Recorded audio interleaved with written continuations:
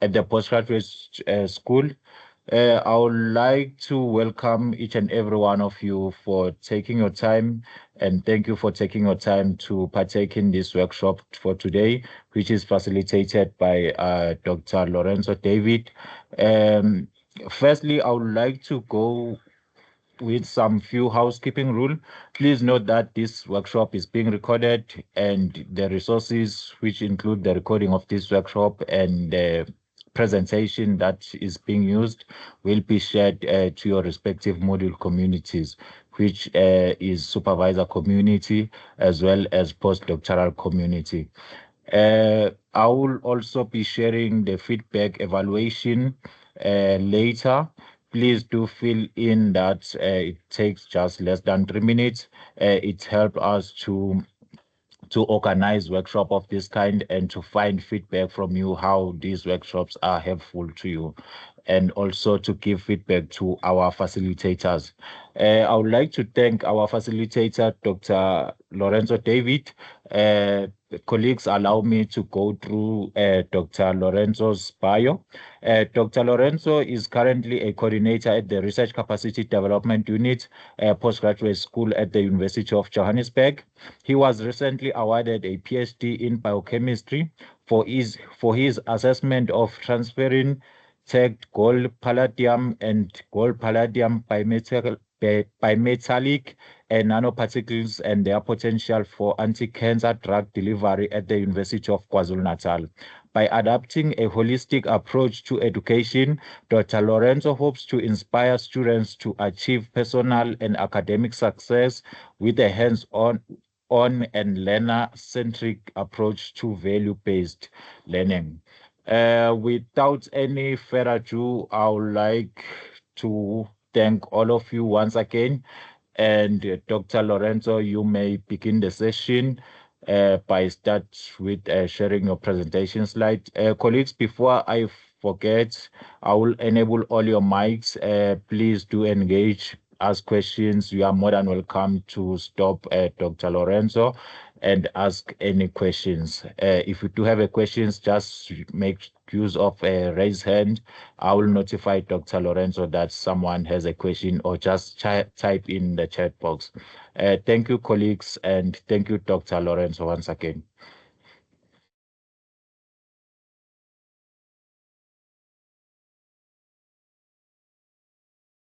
Thank you, Nkosi. Appreciate the introduction.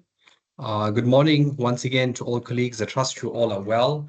If you'll just give me a minute to share my presentation.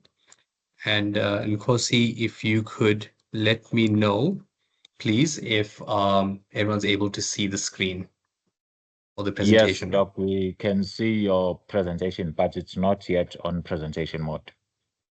Okay, let me just change that up. Okay, hopefully that's better. Once again, welcome to all of our colleagues. We're very happy that you are attending this workshop focused on work-life balance in academia. We feel it's a very important topic, and something that was actually thought of towards this part of the year, when obviously there's a lot of deadlines, and after being through the year itself. So let's move forward with the presentation. So as we mentioned previously, the focus of this workshop, and it's going to be titled Work-Life Balance in Academia, Maintaining Productivity and Well-Being.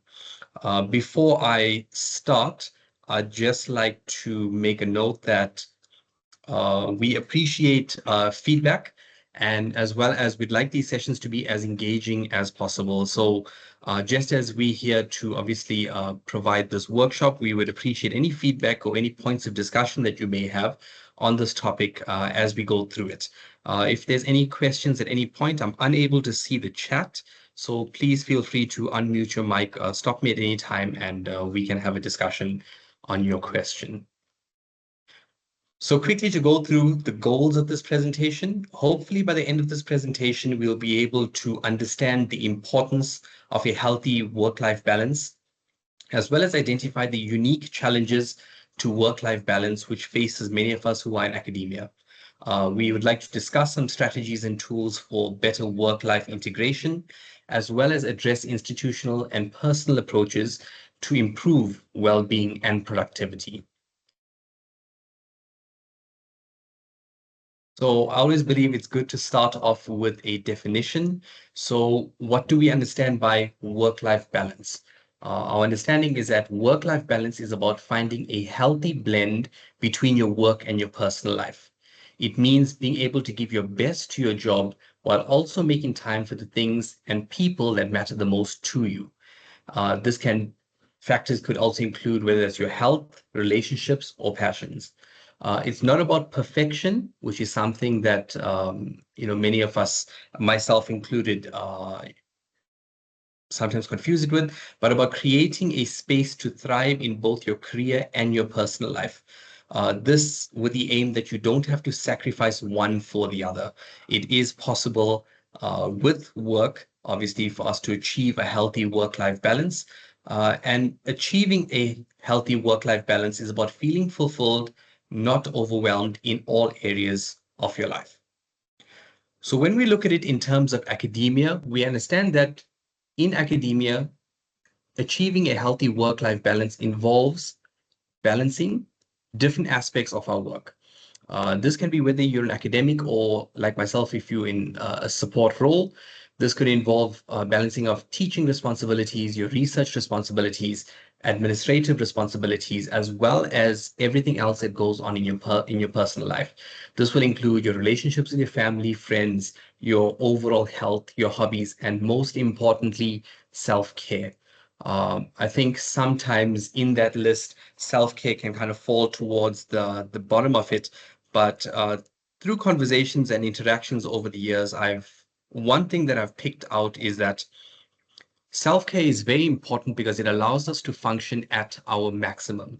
And one of the good pieces of advice that I received many years ago was from a colleague of mine who said, as much as we want to help those around us in every way that we cannot pour out of a place where we're depleting our own resources. We can give out of abundance. So what does that mean? When you are feeling refreshed, when you are energized, when you are focused, and when you're in a good mental space, it allows you to be more productive and also allows you to help those around you more efficiently. We're looking at this point here not only about, we'll say, the amount of time that you're putting in, but rather the quality of the work that's going into your everyday journey, shall we say. So I think it's important for us to discuss what is the factors and what is the importance of a healthy work-life balance. Finding balance in this area of our lives obviously will lead to improved mental and physical health, and many of us would be able to attest to this.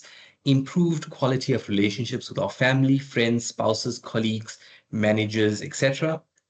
Enhanced productivity in both our professional and personal capacity, as well as enhanced levels of satisfaction in our daily lives. I thought it was important for us to bring up the point that, contrary to popular belief, an imbalance in the system where we prioritize work over all else does not mean that we will be more productive in our professions. Yes, it may yield results in the short term, and we can see that when we have deadlines coming up and there's lots of late nights and early mornings, but we understand that there is no longevity in this approach. It'll often lead to burnout and a decrease in our productivity. And I think especially coming from, we can extend it to a corporate environment and as well as academia, burnout is one of the major things that each and every one of us are trying to avoid. Because once we reach that point of burnout, we obviously aren't able to function efficiently. We aren't able to perform our jobs, not because of a lack of trying, but your body has a certain capacity which we need to be aware of, which we need to listen to. And obviously trying to identify potential pitfalls and potential paths that lead to burnout will help us to improve our productivity and at the end of that, be better at the jobs and each of our roles specifically.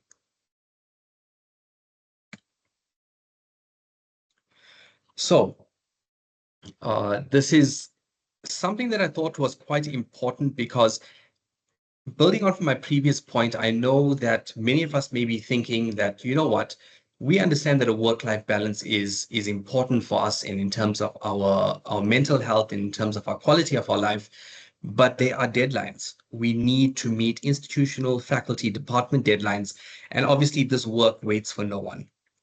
Uh, the point of these next three slides is to provide you with some very famous examples of people who were excellent in their respective fields. They each have won Nobel Prizes in various fields. And forgive me, I am a scientist by study, so I've come up with some examples of successful scientists that I've heard of. Um, but people who are able to find a bit of balance, they may not have perfected it, but they found some balance in what they have done. And obviously, they understand the importance of rest. They understand the importance of recharging your batteries to allow you to think more efficiently in every aspect of our work. So one of the most famous examples that I can provide would be that of Madame Curie, Maria Curie. She's best known for her pioneering research relating to radioactivity. Importantly, she was the first woman to win a Nobel Prize in 1903 and 1911. Winning one is absolutely spectacular, and very few people get that honor. But she actually won two Nobel Prizes in two different scientific fields. And is the only person to have done this. I think there's a list of 5 people in our history who have actually won more than one Nobel Prize. Um, Importantly, Madame Curie faced challenges in a field dominated by men. However, she always made time for her family. And after the passing, unfortunately, of her husband Pierre, she balanced her groundbreaking career with raising her 2 daughters. She effectively managed to weave family life into a professional journey, showing that success does not have to come at the cost of people that you love. If someone as successful and brilliant as Madame Curie can identify, what the importance of different aspects of our lives, especially our personal lives, and how that can be used to actually enhance our productivity at work, I believe that each and every one of us can do the same. Another famous example would be Albert Einstein, and he's best known for his development on the theory of relativity, his contributions to quantum mechanics, and he was awarded the Nobel Prize in Physics in 1921. Importantly, in a diary written by one of his previous partners, she revealed that Einstein frequently sought solitude to recharge. And this was achieved either through long walks, retreats to quiet mountain cabins, playing his violin, or sailing in his wooden boat. To each their own, right? There will be different things which resonate with each of us. These moments of calm were where Einstein often found the inspiration and clarity to solve some of his most complex problems. Again, highlighting the fact that in order for us to be productive, we need to be in a good mental state. And the last example I'll give you is of Richard Feynman, who was a Nobel Prize winner in 1965, and he was best known for his contributions to quantum mechanics and his ability to make science accessible and interesting to a wide array of audiences. Beyond his academic career, Feynman was known for his playful, easygoing nature. While he had a deep intellectual curiosity, he also made time for hobbies like painting and seeking out new adventures. He understood the importance of stepping away from work, recognizing that taking breaks and allowing time for creativity was essential in staying inspired and productive. So, contrary to common culture that that many of us may have experienced, where it's like you have to work, for example, you have to go above and beyond. Yes, we always want to go above and beyond in every role that we do. We always want to put our best foot forward and produce the best piece of work. But we have to understand that we have to ensure that we are looking after the tool that enables us to do our job effectively. And that tool would be our mind. Because once that breaks or once that becomes fragmented, number one, it's very difficult for us to recover from that point. And number two, it also limits how effective we can do in our job. So by looking after ourselves and by trying to maintain a healthy work-life balance, you are actually going to increase the productivity in your area of work. So I am moving relatively quickly through the slides. If there's any questions or any contributions at any point, please once again feel free to stop me. And I'd like to have a discussion on any points that you guys or you would like to raise. So these are just some of the unique demands of academia that I could think of, and some of the things that I have experienced personally in my journey working towards my PhD. So number one, we understand that when you work in academia, there is high expectations. The pressure to publish research, secure funding, teach engaging courses, obviously with high pass rates, and contribute to academic service through things like committees and mentoring can feel overwhelming. So we can always say that, you know what, this is not just unique to academia, and each field will have with it its own unique set of challenges and unique set of demands. Uh, we understand that when you decide to be an academic or when you decide to work in a university, there's unpredictable work hours. Academia often doesn't follow a typical 9 to 5 schedule. It involves many late nights, weekends, and being on call for students and collaborators. This is the norm. We also expected to multitask and be able to prioritize different tasks within the day. So academics also juggle many roles. That can be of a researcher, teacher, mentor, committee member, and we often find it challenging to dedicate time to any one task without competing priorities pulling them in different directions. So this is where areas such as and workshops dealing with time management and effective methods of prioritization can assist us in achieving our ultimate goal, which is to lead a more balanced life. Now, I think it's important for me to state that this is not a something that will be achieved overnight. And I don't profess to be a person who's achieved a perfect balance in their work-life environment either. What we're trying to say is that this is a continual journey. We all understand that when we sign up and when we decide to join in academia, when we pursue our degrees and higher degrees, it's not something that happens overnight. For example, the ability to write effectively, the ability to deliver engaging presentations, it doesn't happen overnight. It happens through practice. And you need to remember to be kind to yourself because like we're saying, there's high expectations placed on us to succeed.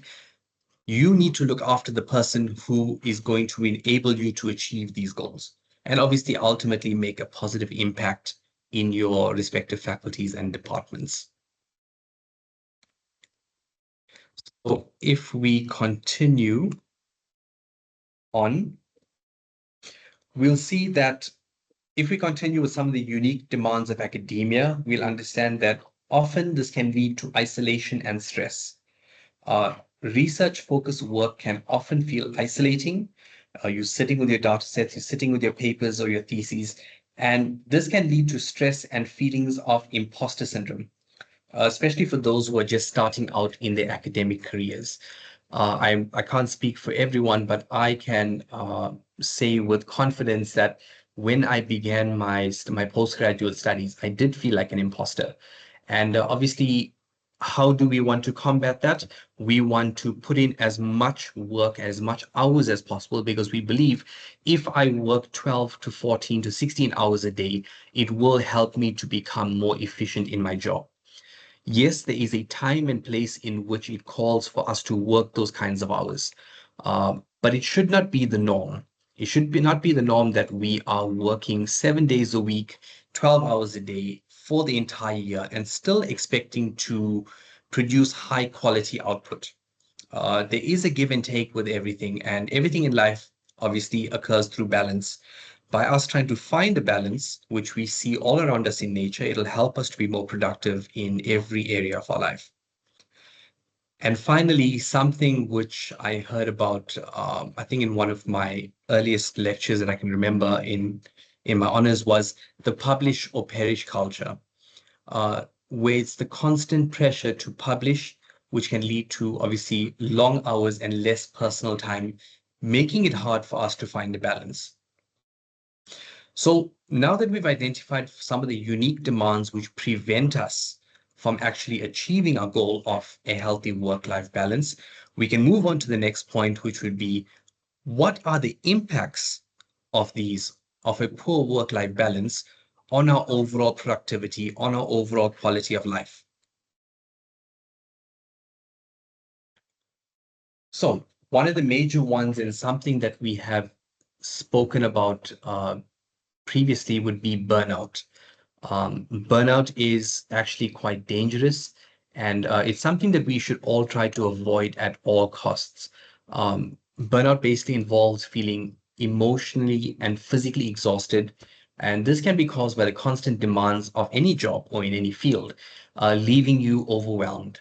Some of the key signs of burnout would be fatigue, irritability, importantly, would be lack of motivation, and a growing disconnect from your work. Looking back at some examples, when we were pursuing, and I speak for some of my friends as well who study together, when we were pursuing our higher degrees, we thought it was normal for us to come to the lab early in the morning and only leave the following morning. That was the mindset that was kind of instilled at the time. And we noticed that fine for the first year, you can, somehow you survive, and then you think this is the norm. And being in a PhD or being in a master's means that you have to work like this. But we noticed that the quality of our actual output, the was actually decreasing quite drastically. And many people actually, and I think this is true for many PhDs, because obviously we have a limited time to complete these degrees, face burnout. It sometimes reaches a point where it affects your cognition, to the point of, I've heard of extreme cases where people suffered from burnout so badly that it actually was a struggle for them to construct certain sentences effectively in normal conversation. And obviously that's one extreme, and that obviously requires a different type of intervention. But as we say always, prevention is better than cure.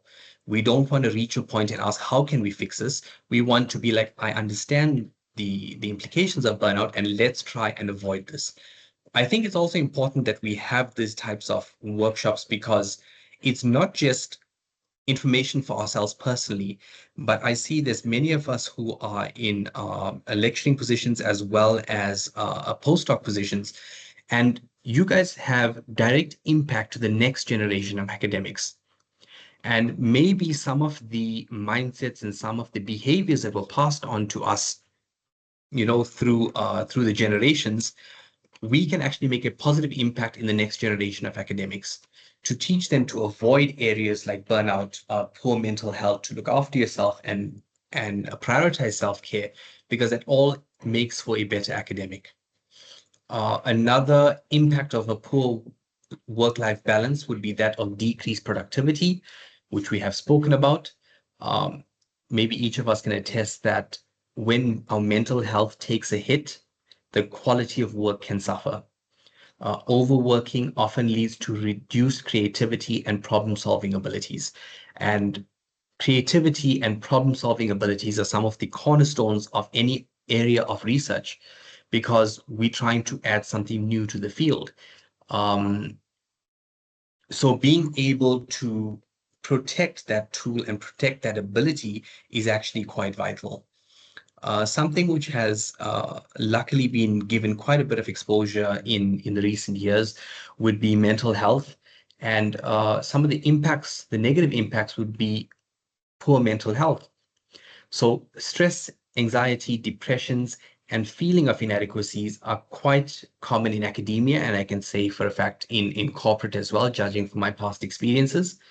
A lack of time for self-care and family can lead to strained relationships and dissatisfaction with life. I think that, I read somewhere that if they, or when they actually did a survey on the quality of mental health from, I think it was maybe a few decades ago to now, we understand that right now many more people are actually facing issues with their mental health. And that could be due to the changing environment and the changing demands of the modern world. So coming up with strategies to protect our mental health in any way, shape, or form will only be to our benefit. So we've gone through some of the causes or obstacle to achieving an efficient work-life balance. We've gone through some of the impacts. So let's go through some of the benefits of achieving a healthy work-life balance. We understand that it will have a positive impact on our well-being. by reducing stress, improving the quality of our sleep, and improve mood and physical mental health. It will importantly, in terms of our jobs and our roles, lead to increased productivity, focused, efficient work when boundaries are respected and breaks are taken. Importantly, this I can't speak from personal experience because I am obviously starting off my career in academia, but I have had lots of interactions and I try to absorb as much information from every supervisor that I've ever had.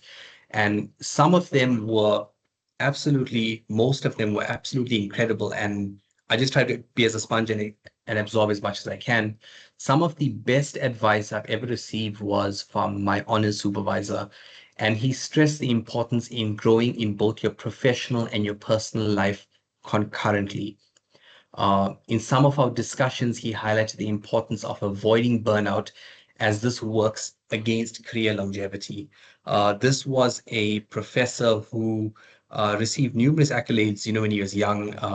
I think like top 20 scientists within the world, under 21. And, he had a really impressive resume. But as he reached the end of his career, he said that he wished he had achieved a better work-life balance. And for various reasons, I'm sure, many of them he did not share with me. Another benefit of achieving a work-life balance would be enhanced job satisfaction. Now, this goes for any person. When we feel more balanced, we are more likely to be satisfied with our jobs and maintain the enthusiasm for research and teaching.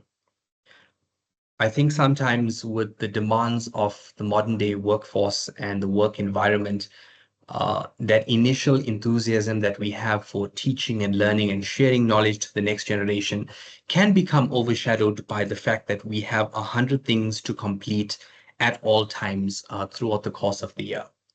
I think keeping in mind what is the reason that we got involved in academia, whatever reason that may be personal to each of us, I think keeping that as a primary goal and at the front of our mind will help us to understand, what is the goal of this and how do I go through achieving this? So some of the key challenges to achieving a healthy work-life balance in academia include the following. So we've labeled the first one time poverty, which means that we have competing demands, and as research deadlines, teaching responsibilities, and service commitments will often lead to little time for our personal life. I understand that I'm taking quite a bit of time going through some of the challenges and obstacles, but we will go through in the next few slides some useful tips on how to navigate these challenges. Often there is a lack of control over the workload, unpredictable workloads in terms of last-minute student needs or unexpected administrative tasks can make it hard to establish a consistent work-life balance.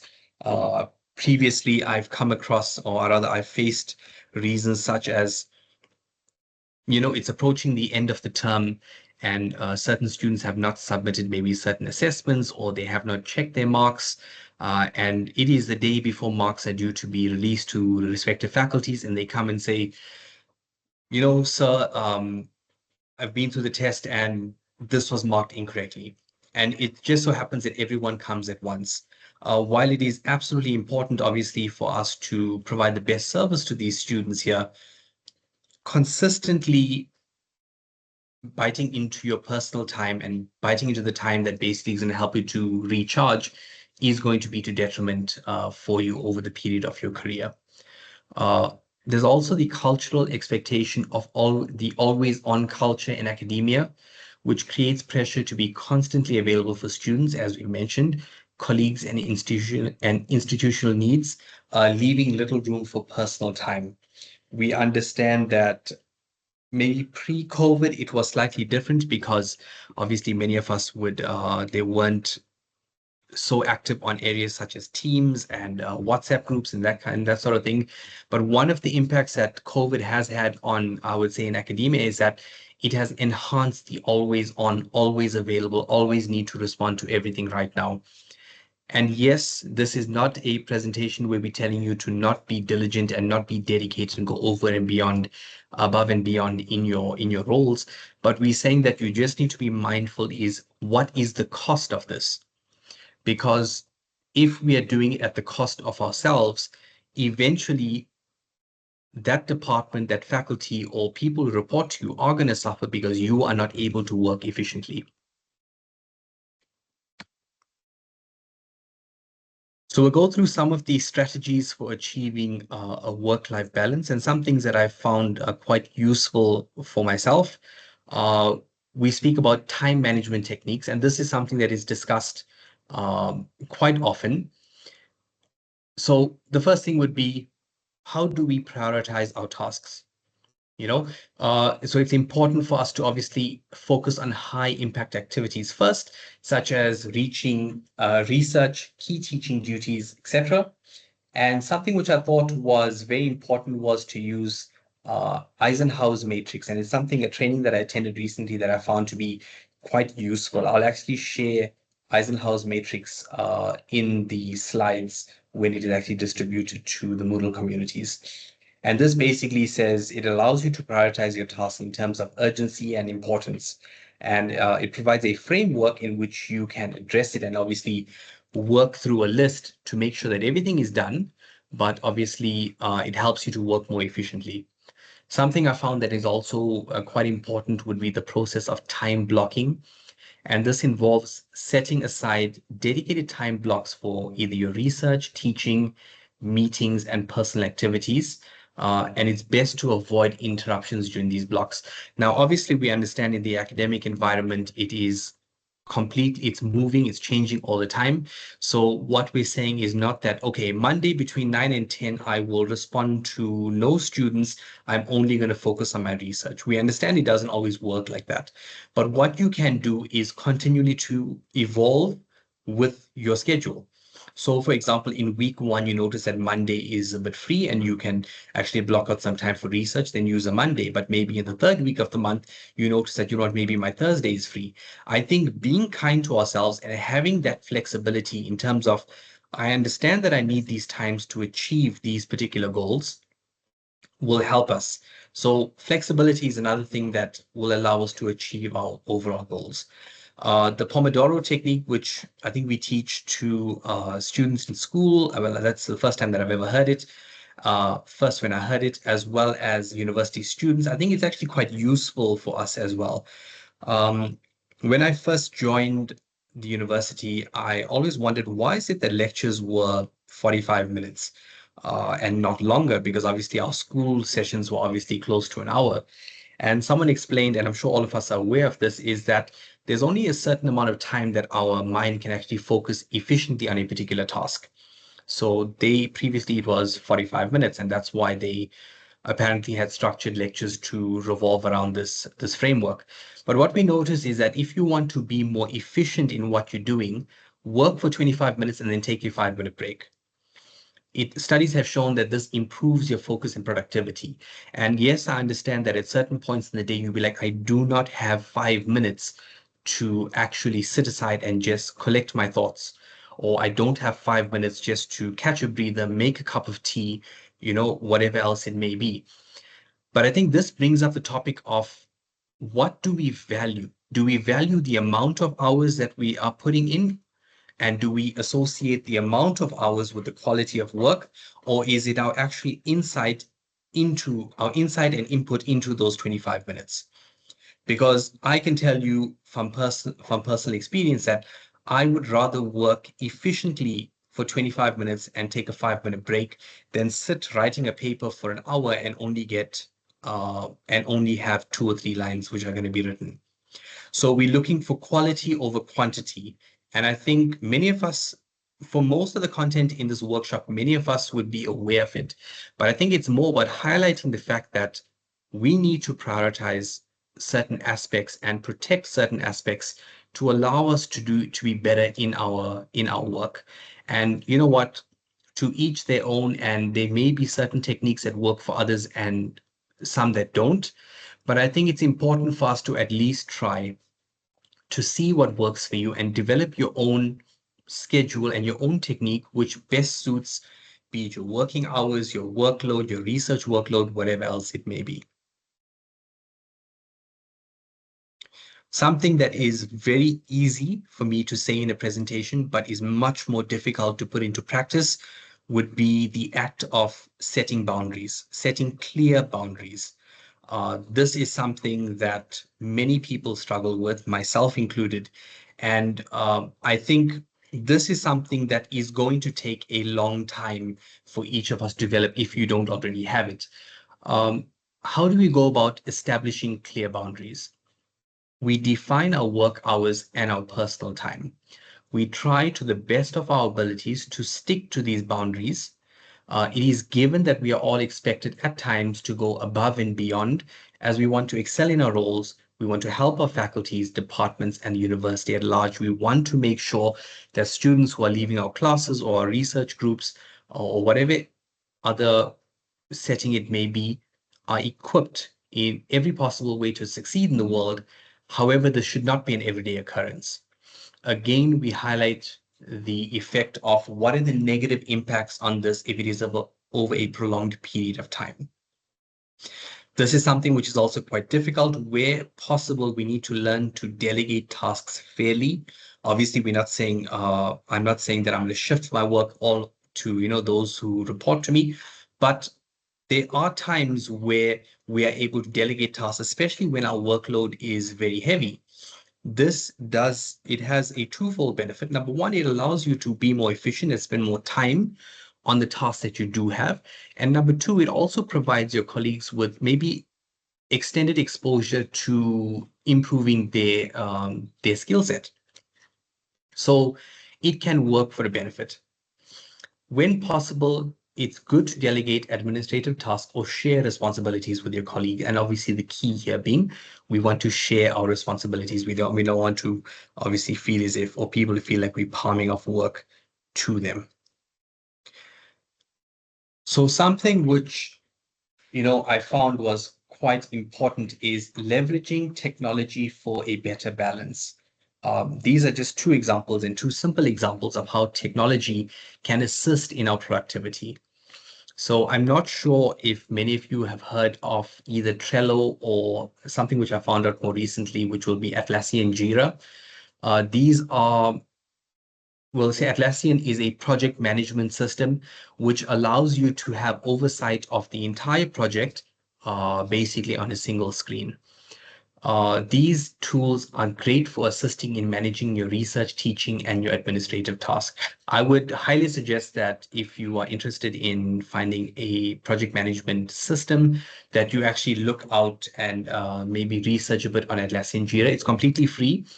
And what it allows you to do is, so for example, let's just say if you are in a research group and you have a certain number of students, instead of them submitting weekly logbooks to you, or instead of them only submitting, after a few weeks, an update presentation or whatever it may be, they are able to update in real time every task that is being completed. You can create multiple projects under the same umbrella and obviously assign roles to each of those individual projects. So you can assign roles to each of the individual students.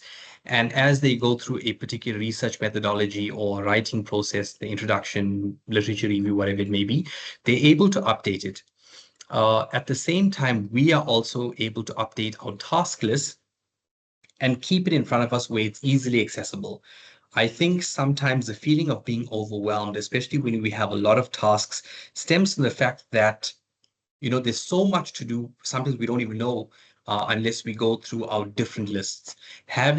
I found having all of the items which are due as well as the due dates for them on a single screen helps you to break down these complex problems into more bite-sized challenges and allows you to efficiently work through your list and obviously meet your end goals of completing all of your tasks. Something that we found that was also quite useful was to make efficient use of your Google Calendar or Outlook, once again, for time blocking as well as scheduling. So how do we go about not only creating a healthy work-life balance within ourselves, but also fostering an environment where, you know what, this becomes a new cultural norm. We often hear they say, if you want change, it has to start with you. So we can implement these changes, and not only from this presentation, but there are so much of resources available online to assist us.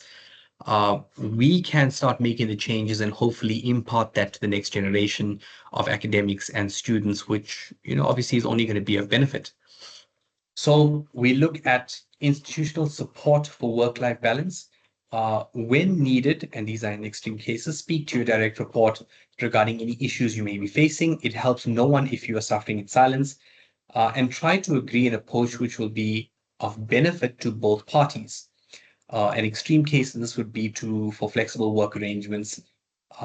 It's important for us to encourage departments to foster a supportive culture that values work-life balance as well as prioritizing well-being.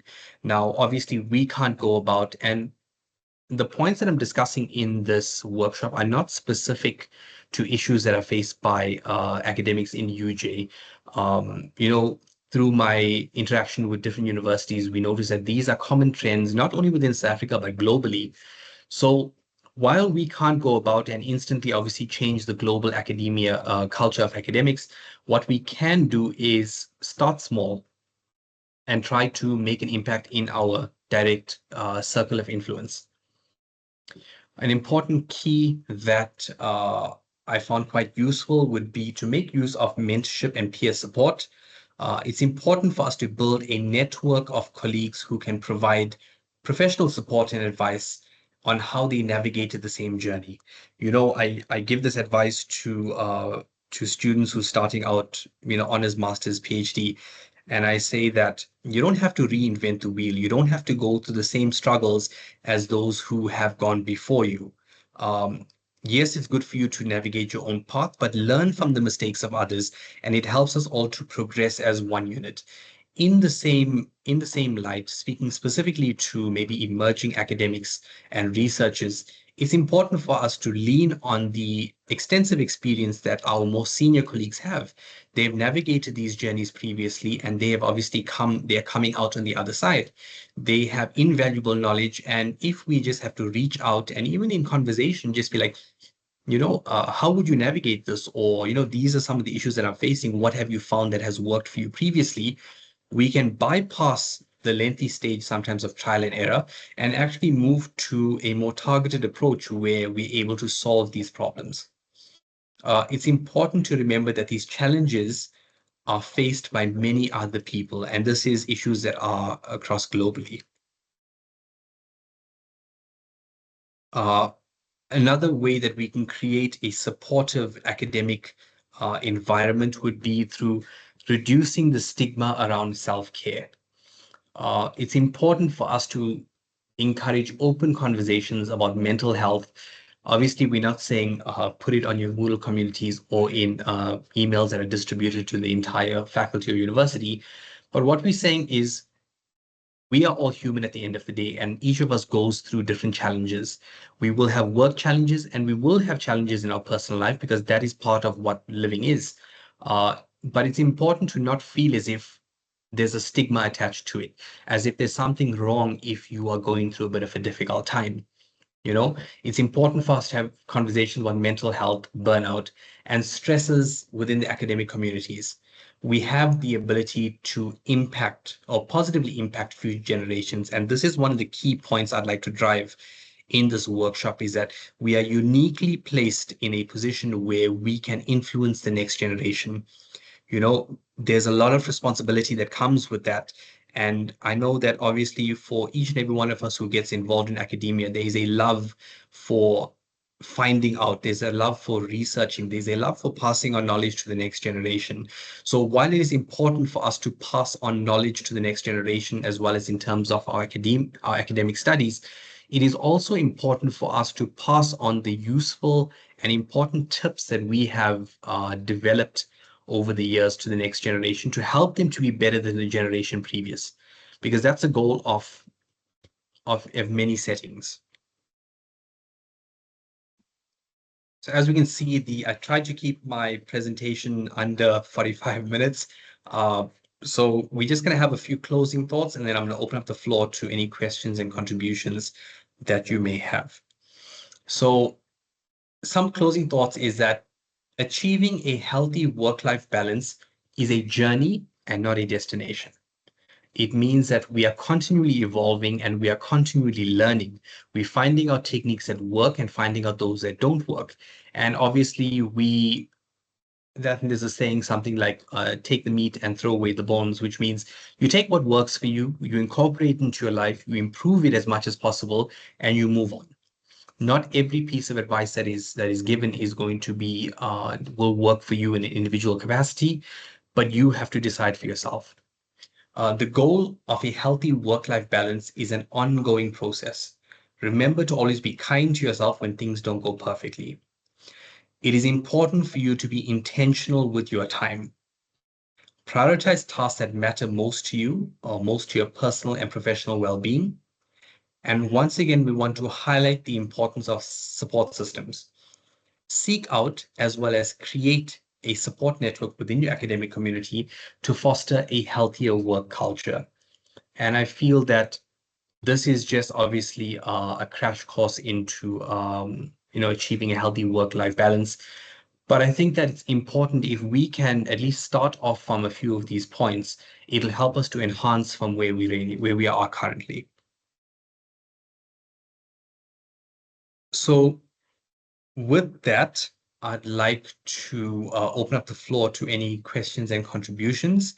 I'm quite curious to know, has anyone found any strategies which have worked well for them, as well as are there any institutional support initiatives within UJ that you've participated in, and what was the impact on this in terms of your well-being, achieving a healthy work-life balance, as well as your overall productivity? So I'm going to come out of presenter mode if possible.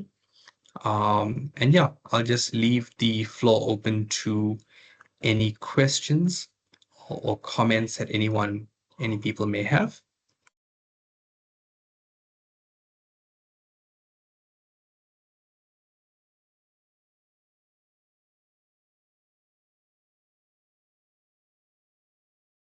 If you don't feel comfortable speaking over the microphone, then you're more than welcome to type your message in the chat box, please. Thank you.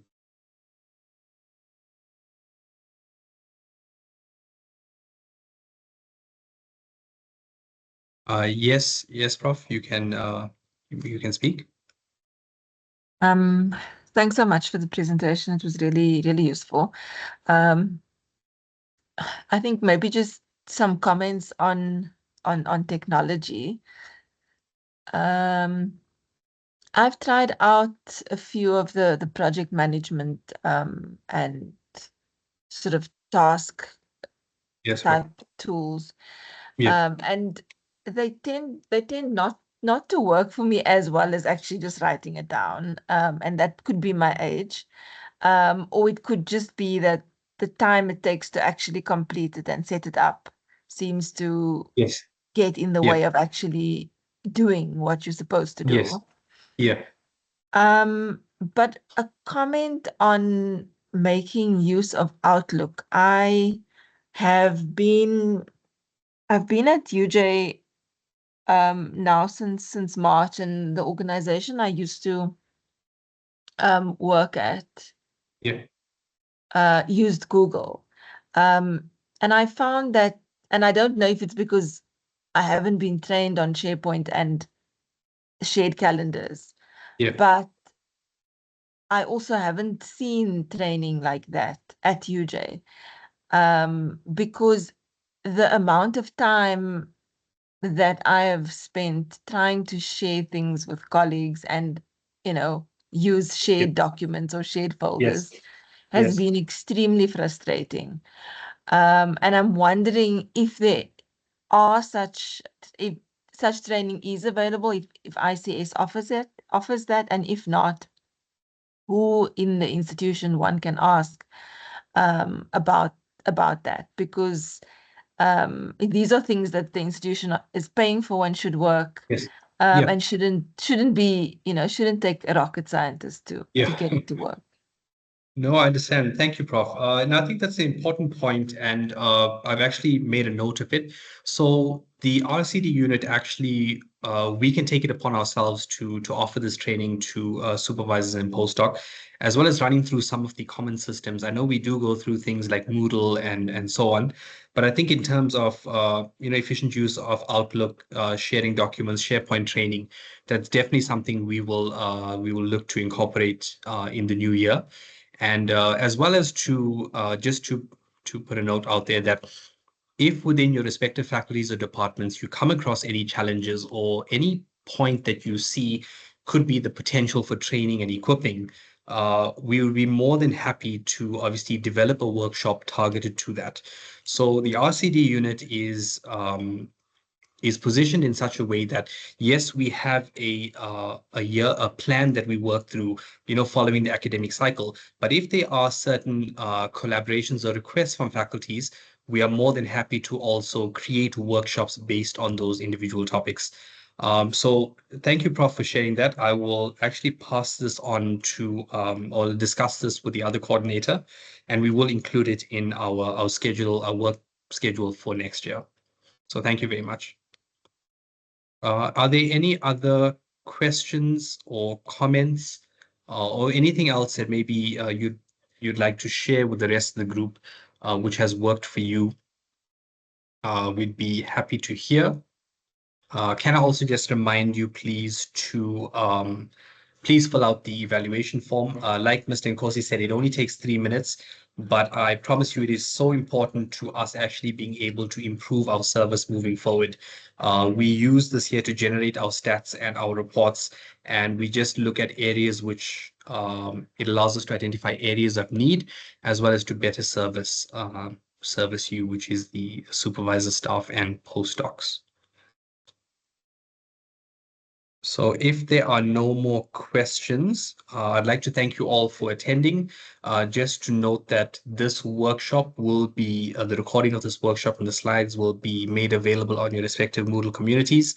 If anyone else on this group is not in the Moodle communities, please feel free to send me an email. I'll pop my email address in the chat.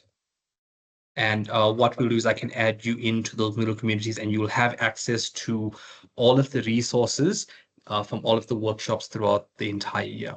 But thank you all for attending very much. We really appreciate your support at the RCD unit. And with that, I'd like to hand back to Mr. Nkosi. Thank you, Nkosi. Thank you so much, Dr. Lorenzo, and to all colleagues. Thank you for taking our time in joining today's workshop. We do have another workshop upcoming on, I think the last workshop that we're having, it's on Friday. Be look out to our announcement. We will send an announcement as to urge you to register for that workshop. If there are no any further questions, colleagues, I would like to urge you once again to fill up the evaluation and make a promise to share the recording as well as the presentation to your respective Moodle community. Once again, thank you, colleagues, and thank you to Dr. Lorenzo for taking your time and preparing in this kind of workshop. Thank you so much. Have a lovely day further.